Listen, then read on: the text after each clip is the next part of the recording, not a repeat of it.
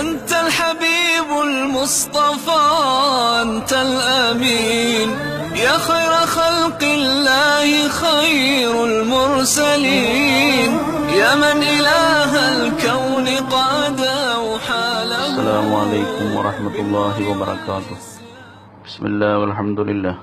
اللهم صل على سيدنا محمد وعلى آله وصحبه وسلم.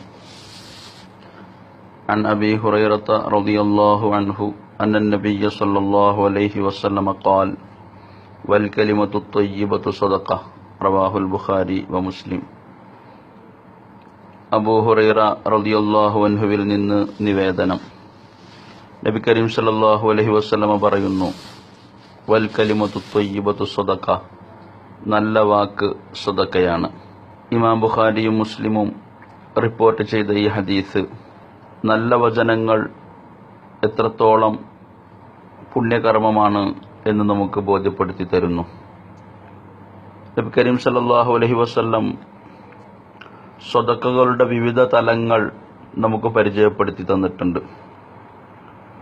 പാവപ്പെട്ട സ്വഹാബീവര്യന്മാർ നബി കരീം സല്ലല്ലാഹു അലൈഹി വസല്ലമിന്റെ അടുത്ത് വന്നിട്ട് ذهب أهل الدثور بالأجور يصلون كما نصلي ويصومون كما يصوم ويتصدقون بفضول أموالهم.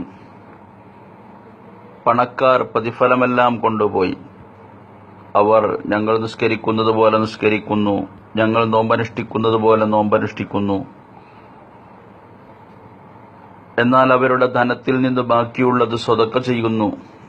ഞങ്ങൾക്കതിന് സാധിക്കുന്നില്ലല്ലോ എന്ന് സൂചിപ്പിച്ചപ്പോൾ നബി കരീം സല്ലല്ലാഹു അലൈഹി വസല്ലം പറഞ്ഞത്, നിങ്ങൾക്കും സ്വതക്ക ചെയ്യുവാനുള്ള വഴികൾ അല്ലാഹു നൽകിയിട്ടില്ലേ എന്ന് പറഞ്ഞ് തസ്ബീഹ് ചൊല്ലുന്നതും അൽഹംദുലില്ലാഹ് പറയുന്നതും ലാ ഇലാഹ ഇല്ലല്ലാഹ് പറയുന്നതും മറ്റു കാര്യങ്ങളൊക്കെ സ്വതക്കകളുടെ കൂട്ടത്തിൽ നബി കരീം സല്ലല്ലാഹു അലൈഹി വസല്ലം പരിചയപ്പെടുത്തി.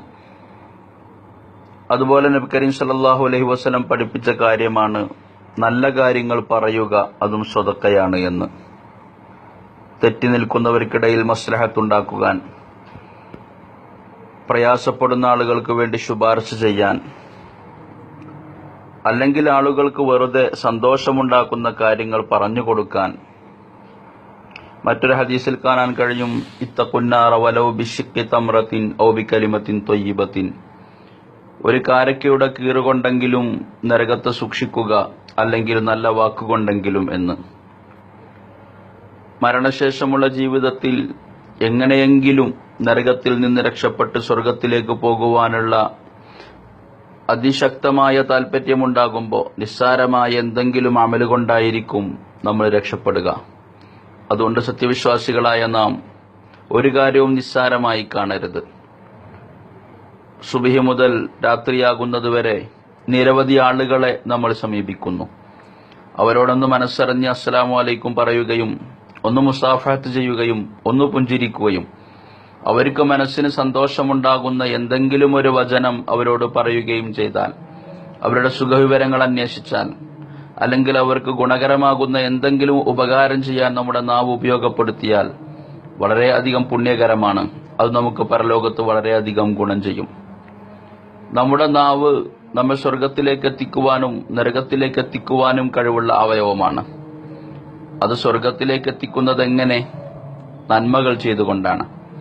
ലുക്മാനുൽ ഹക്കീം റളിയല്ലാഹു അൻഹു ഒരു വീട്ടിൽ വേലക്കാരനായി ജോലി ചെയ്യുമ്പോൾ അദ്ദേഹത്തിന്റെ ഉടമസ്ഥൻ ഒരാടിനെ അറുക്കാൻ ആവശ്യപ്പെട്ടു. അറുത്തതിനു ശേഷം അതിലെ ഏറ്റവും വിശുദ്ധമായ ഭാഗം കൊണ്ടുവരൂ എന്ന് പറഞ്ഞപ്പോൾ അദ്ദേഹം നാവ് കൊണ്ടുവന്നു കൊടുത്തു. പിന്നൊരു ദിവസം അറുത്തു.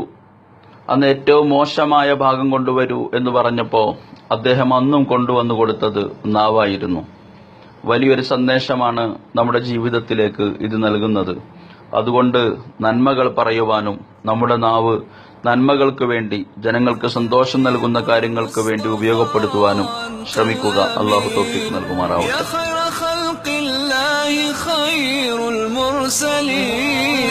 يا من إله الكون قد أوحى له